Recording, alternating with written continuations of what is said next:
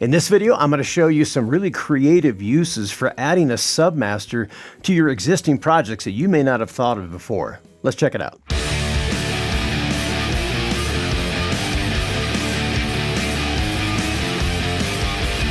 Hey guys, it's Steve from Featherlightstudio, and in this video, we're going to talk about how adding a submaster to your projects can actually add some creative possibilities that you may not have thought about.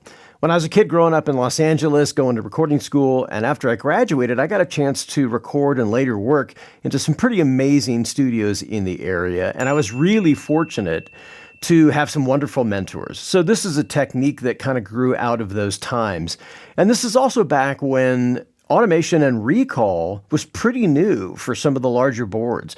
And we didn't have like unlimited amounts of automation and recall. You couldn't just go back at the very last part of a project and add tiny, minute bits of information and automation like you can nowadays. So we really take that process for granted. And there was something to be said for having that limitation because it made us commit, but it also made us come up with some creative and clever ways to do things. So let's dive in and find out a little bit more about how adding a submaster to your projects can add some creative potential that you may not have thought of. Just about all modern DAWs come with the ability to add groups and buses and submasters to existing projects. And some DAWs, like Apple's Logic, actually come pre-configured when you start a new project with a submaster already created in addition to your main outputs. But today we're working inside of Cubase, and we're working on a project from a real rising star here in the Northwest. Her name is Shaene Pascal. She has just been killing it lately on Spotify and Apple Music with her debut release, and we're about halfway through her new upcoming project. Sounds like this so far.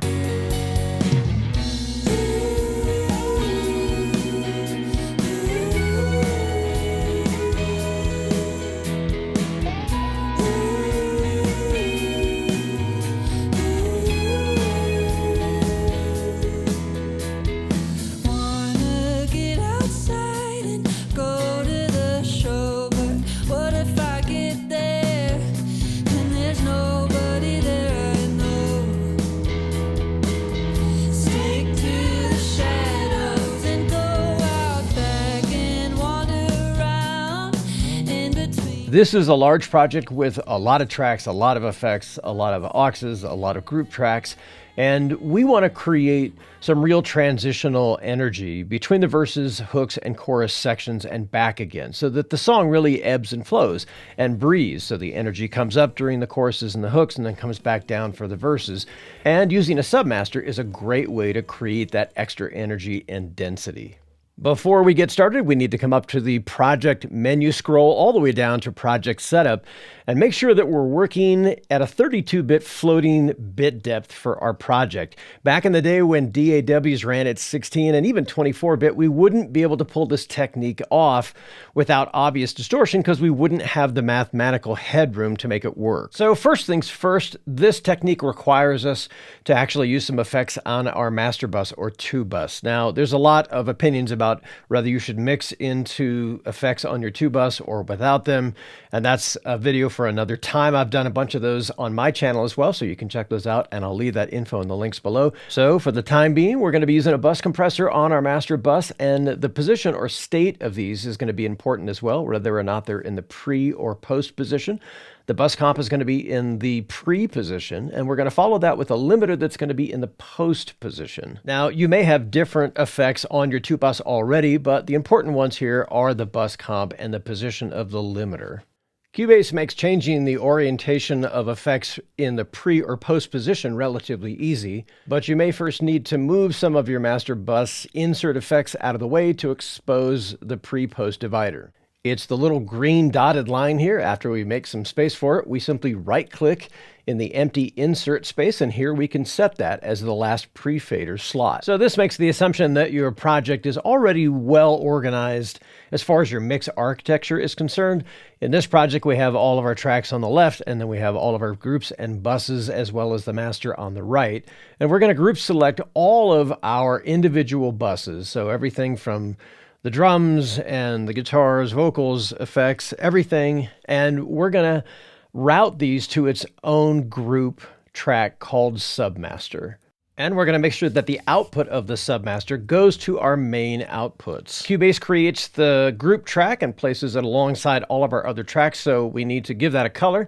And then we're going to move it over to our group track area so that it's right next to our master or 2-bus. For more information about how to reorder your tracks or move them around in the console and the project view, I'll leave that info in the links below in a previous video that I've already done. But for now, we have both our master or 2-bus on the right-hand side and our submaster track right next to each other, so we can clearly see how one affects the other. Back over on our master bus, we have our bus compressor. This is set up pretty conservatively, and obviously it's going to be different for every song and every genre, but ours is set up for about where this song needs to be. And that's followed by our limiter in the post position with fairly conservative settings, just under 0 dB and a fairly quick release. Its sole purpose here is to act as a ceiling to keep things from going into overs. We want enough headroom to allow the song to breathe, but we want the limiter just to catch the peak. So we're really looking here at the gain reduction area just to catch the very, very tops of those peaks. We don't want to squash the song. We just want this to act as a ceiling to keep the overall level in the ballpark and in check.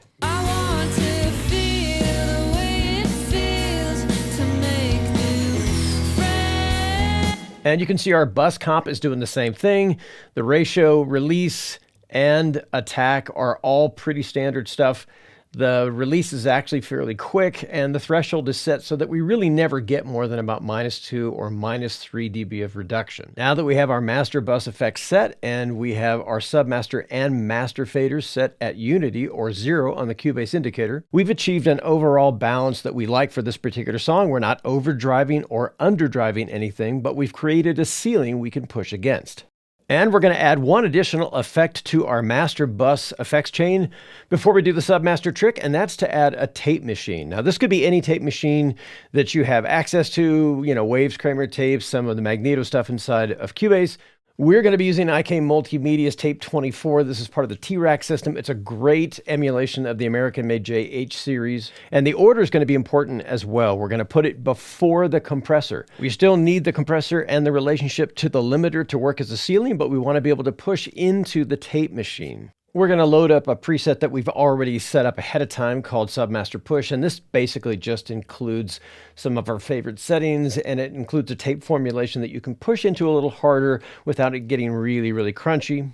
So we're going to navigate to the first chorus of the song section that we want to create a little bit more energy and density in, and we're going to put our Submaster channels right automation in record standby, and we're going to play through that section and deliberately push the Submaster fader a little bit into the red. We're not going to slam it into the red, but we're going to get it in there enough so we can push into the tape machine and get both the tape machine and the downstream compressor to react a lot more energetically. We want them both to saturate a little bit, but we want them to do it in very analog ways and only in specific parts of the song. So we're manually controlling when these devices get pushed into more analog saturation, but then get pulled back out of them as well so the mix opens back up again.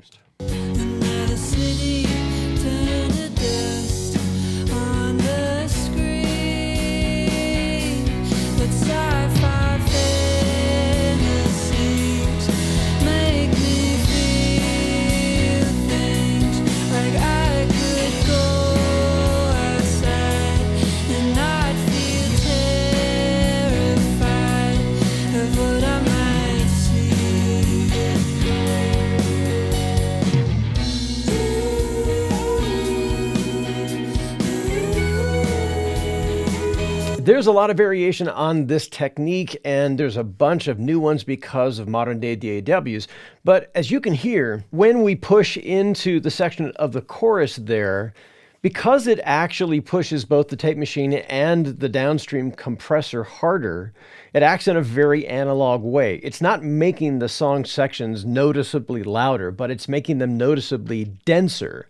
And it adds more of that sound pressure and that feeling that a real live band has when they play into something a bit louder and then they pull it back out and things clean back up. And it's a much more dynamic result than if we just parked all the effects on the master bus and left them static. And just like back in the day when you'd be pushing into a tape machine manually from the board or later via automation from it, Cubase gives us the ability to go back into those automation choices and change literally everything with surgical precision. So it allows us to use this kind of time-honored technique with modern-day tools, modern-day plugins, and have complete control over it. It really is the best of both worlds. So there's a quick look at how adding a submaster to your existing DAW projects and routing stuff into the master and pushing into the master is actually different than just using your buses to do the same thing. It gives your overall project a kind of density that's really difficult to achieve any other way, and it's a definite sound and is really useful for certain kinds of music. Hey, if you learned something more, if this was helpful in any way, please hit the subscription and notification bells. It really does help keep the channel going, and it helps me make more videos like this. Stay safe, be creative, add something creative to the world. I could really use it. Take care. We'll catch you guys in the next video.